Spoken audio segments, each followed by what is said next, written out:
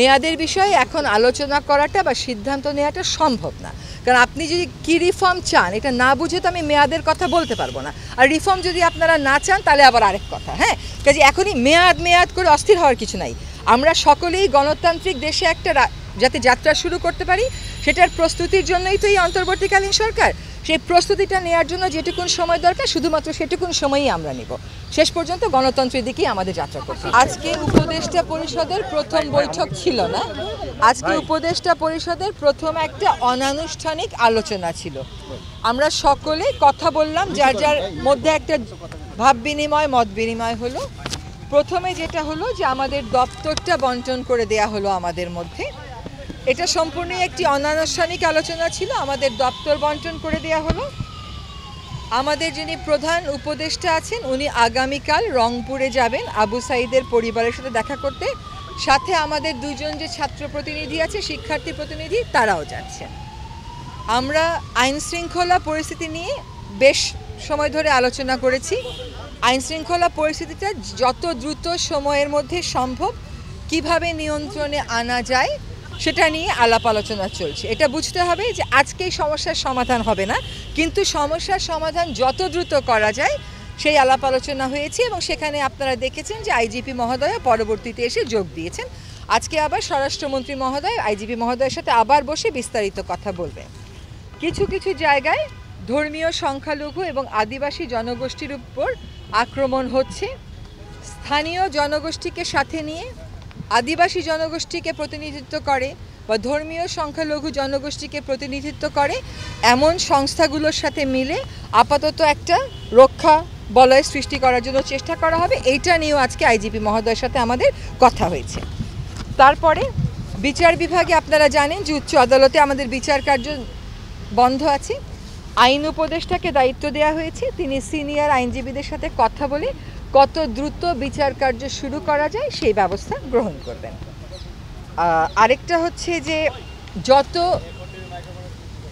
শিক্ষার্থী নিহত হয়েছেন এই আন্দোলনে, এই অভ্যুত্থানে, সকলের পরিবারকে ডেকে আমাদের প্রধান উপদেষ্টা যমুনাতে একদিন বসবেন, ওনাদের সাথে কথা বলবেন। 50 বছরের ওয়ারেন্টি আর বাহারি ডিজাইনের মুস্তফা ইউপিভিসি ডোর, কাটিয়ে দিন নিশ্চিন্তে 50 বছর। Mustafa uPVC door, excellence with durability.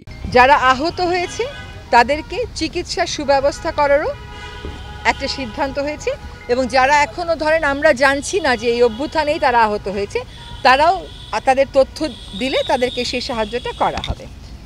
অনেক হয়রানিমূলক মামলা হয়েছে যারা আন্দোলন করেছে তাদের বিরুদ্ধে, আর এর আগেও অনেক হয়রানিমূলক রাজনৈতিক মামলা হয়েছে।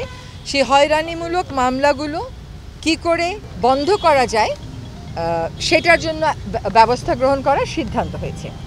কিছু কিছু আইন আছে যেটা আপনারাও ভুক্তভোগী, যেমন ICT act, digital security act, এখন আবার সাইবার সিকিউরিটি অ্যাক্ট। তো আইসিটি আর ডিজিটাল সিকিউরিটি অ্যাক্ট বাতিল হলেও ওগুলোর অধীনে অনেকের শাস্তি হয়েছে বা অনেকে জেলে আছে, অনেকের বিরুদ্ধে মামলা চলছে। হয়রানিমূলক মামলার মধ্যে ওই মামলাগুলো আনা হবে। এবং কিভাবে পরিবর্তনটা আনলে এই আইনগুলো আর স্বাধীন মত প্রকাশের বিরুদ্ধে ব্যবহৃত হতে পারবে না বা বিরোধী মত দমনে ব্যবহৃত হতে পারবে না সেটা নিয়েও পরবর্তীতে আলাপ আলোচনা করা হবে। শিক্ষা প্রতিষ্ঠান বলা হচ্ছে, শিক্ষা প্রতিষ্ঠানও যত দ্রুত সম্ভব খুলে দিতে হবে। আপনারা জানেন যে এখনও রাস্তায় কিন্তু ট্রাফিক পুলিশ নেই, শিক্ষার্থীরা রাস্তা ম্যানেজমেন্ট করছে। সেরকম প্রেক্ষিতে আমরা বলতে পারিনি যে আমরা কালই খুলে দেব, কিন্তু শিক্ষক সমাজের সাথে আলোচনা করা হবে, করে শিক্ষার পরিবেশ ফিরিয়ে এনে এবং আইনশৃঙ্খলা পরিস্থিতির সাথে সামঞ্জস্য রেখে যত দ্রুত সম্ভব শিক্ষা প্রতিষ্ঠান খুলে দেওয়ার চেষ্টা করা হবে। সকল মন্ত্রণালয় আমরা যারা দায়িত্ব নিয়েছি, আমাদের সকল মন্ত্রণালয় আমরা যারা দায়িত্বে থাকব আমাদের সাথে কাজ পরিচালনার ক্ষেত্রে শিক্ষার্থীরা সম্পৃক্ত থাকবেন। কিভাবে তারা সম্পৃক্ত থাকবেন, এটার কাঠামো কী হবে, এটা আমরা পরবর্তীতে চিন্তা করব। সকল সেক্টরে রিফর্ম নিয়ে আমরা খুব কথা বলি যে এইভাবে চলে না, এইভাবে চলতে পারে না, সিস্টেমটাকে আমাদের বদলাতে হবে। সেই রিফর্মগুলো একা তো আর করা যাবে না, সমাজের সবার সাথে কথা বলতে হবে, গণমাধ্যমের সাথেও কথা বলা হবে, পেশাজীবীদের সাথে কথা বলা হবে, সকলের সাথে কথা বলে রিফর্ম এজেন্ডা একটা ঠিক করে তারপরে আমরা আলাপ আলোচনায় যাব। অর্থের ব্যাপারে কথা হয়েছে যে আর্থিক খাতগুলোকে শুধুমাত্র চালু করলেই হবে না, সক্রিয় করতে হবে এবং সেখানে নেতৃস্থানে পরিবর্তন আনবার প্রয়োজন যেগুলো আছে অনতিবিলম্বে সেই পরিবর্তন আনার চেষ্টা করা হচ্ছে। ব্যবসাকে উজ্জীবিত করার জন্য যত রকমের সুরক্ষা নেওয়া যায় সেটা আমাদেরকে আইডেন্টিফাই করে সেই সুরক্ষাগুলো নিতে হবে, যাতে ব্যবসায়ীরা যারা হতোদ্যম হয়ে পড়েছেন তাদেরকে আবার উজ্জীবিত করা যায়।